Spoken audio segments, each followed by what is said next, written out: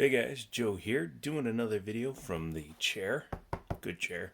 And thank you so much for checking out this video. If you're new to the channel, maybe consider getting subscribed, all that good stuff. Use my Amazon affiliate links, help the channel grow so that I can provide more videos such as this one.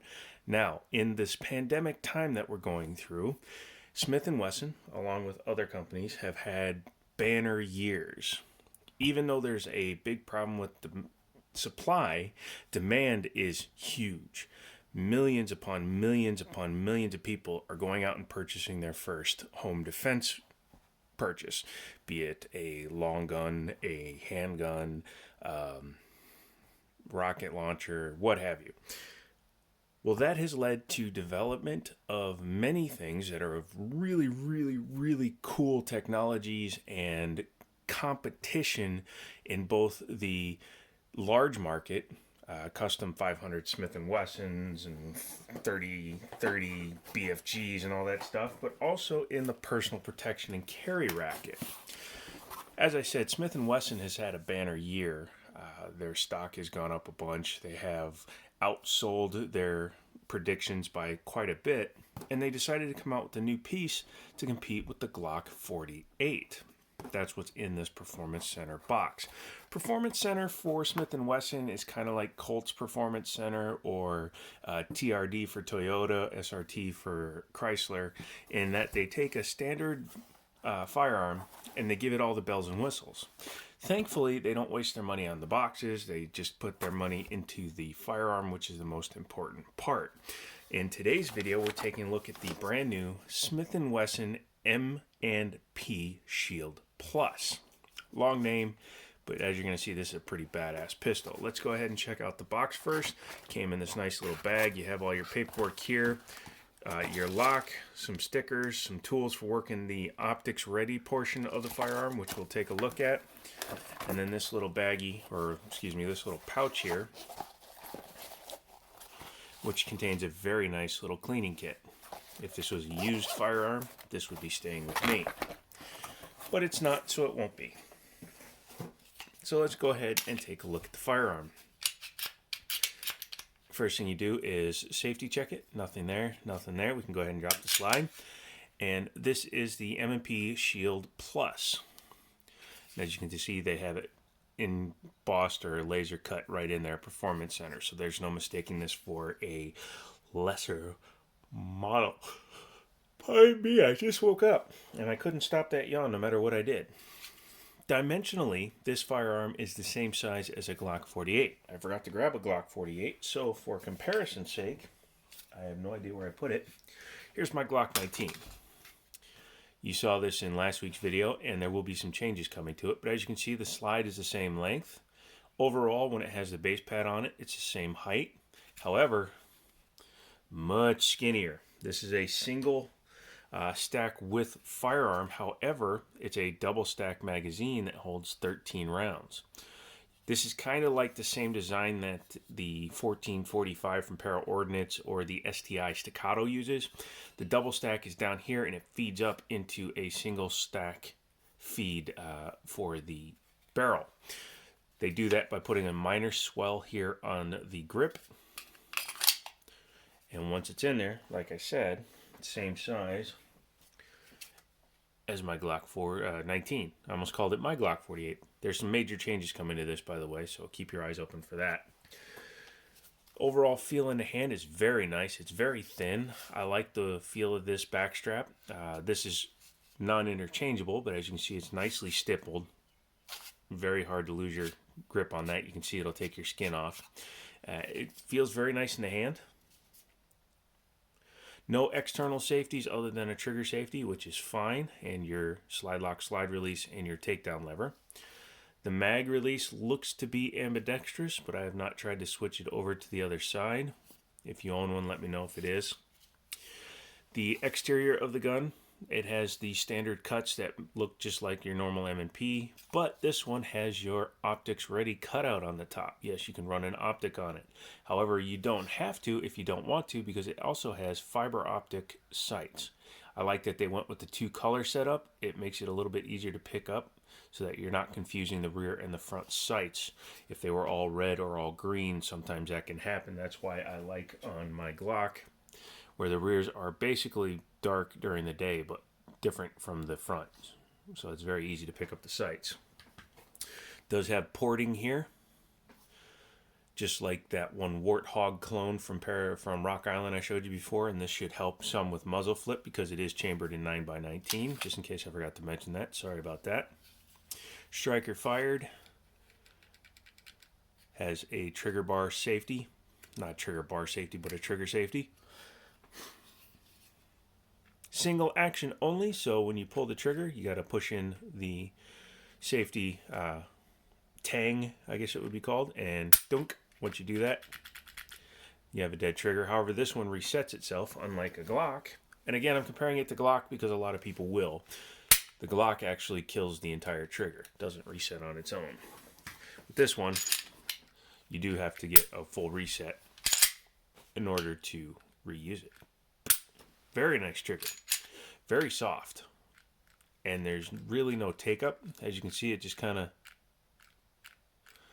It doesn't grab on anything. It's just pull it and bullet.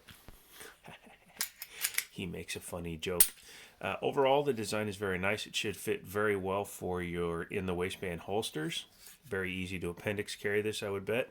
The length might get a little interfery if you're of a smaller stature or a wider stature, but otherwise it should be pretty good. There's no pick rail on this one, so there's nowhere to attach a laser up here. There are some companies that make the over trigger guard laser that could attach to it. I'm not sure if anybody's making one for this style pistol yet. No checkering here, however it is again stippled here. Minor undercut there, which helps get your hand up higher, and then there's a finger extension on this magazine.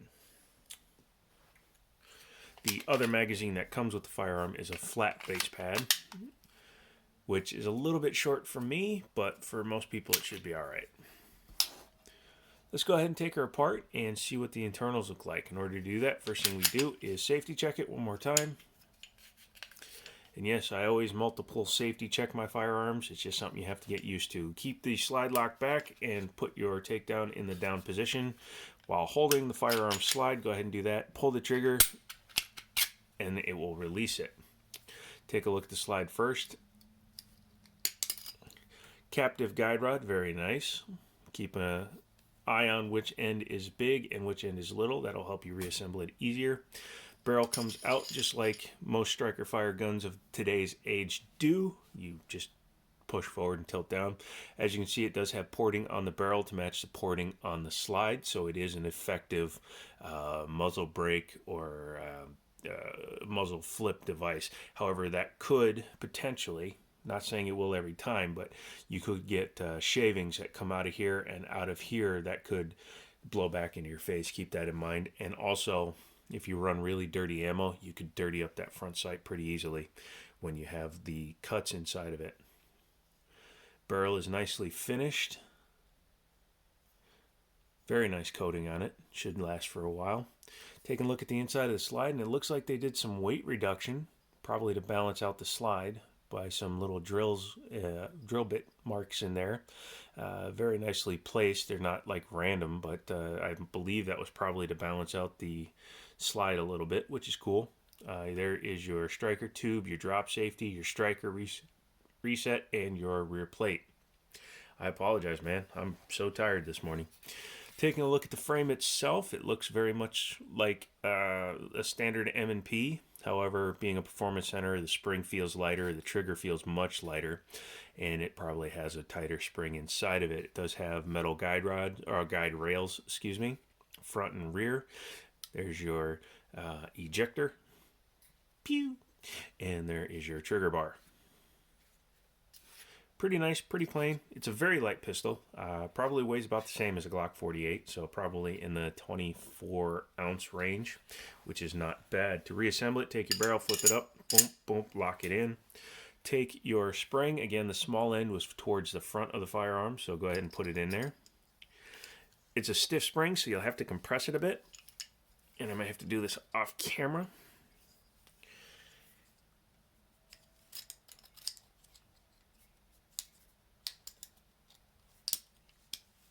There we go. Sorry. When it's really stiff and I have to do it off camera, I have to do it off camera. So there's your slide reassembled. Go ahead and grab your frame. Start the frame rails. This one doesn't have the problem that some guns do where the ejector sticks up. This one didn't have that. Go ahead and bring the slide back, lock it into position, takedown lever back up. That's very much SIG style. And there you go. It is heavily sprung, but I think they did that on purpose to help mitigate some of the recoil from a lighter package firing a heavy bullet, or heavy-ish bullet. So there you go. That is the Smith & Wesson M&P Shield Plus. Sorry, it's a long name. By the Performance Center at Smith & Wesson. I think it's a pretty cool looking pistol. I think it's a very nice looking pistol. Let's talk about the elephant in the room. It's an $850 gun. This one's already sold for $850. You are paying a premium to get a premium firearm. Now that does mean that this is over MOS Glock 19 pricing. It's over SIG 365 optics ready pricing. It's over Hellcat with the red dot pricing. But you're getting a gun that you don't have to do any single thing to. For a comparison, and yes, I know I keep comparing a Smith & Wesson to my Glock. My Glock, when I'm done with it, will probably cost as much as that because I'm doing a slide, a barrel, a trigger, optics. I'm not going to do anything with the frame. The frame's going to stay stock, but I'm doing slide lock, slide release, trigger, all that stuff to it. I'm going to be putting about $400 into making this basically into that. So keep that in mind. You can pay to add parts to a gun over time, or you can just buy one that's ready to go. Contact Liberty Arms down in Harrisonburg, Virginia. Again, they can get these. It's a new product from Smith & Wesson this year, so they might be a little bit difficult to get during the pandemic, but if they can, they will. Obviously, they got one, and they sold it before it even came into the store. So give them a call, Liberty Arms, Harrisonburg, Virginia. Google it down there and tell them that I sent you. So come back for the next one. Hopefully, my parts will start showing up so I can modify my my carry firearm and show you what I've done with that. So come back for the next one, and as always, I'll talk to you later.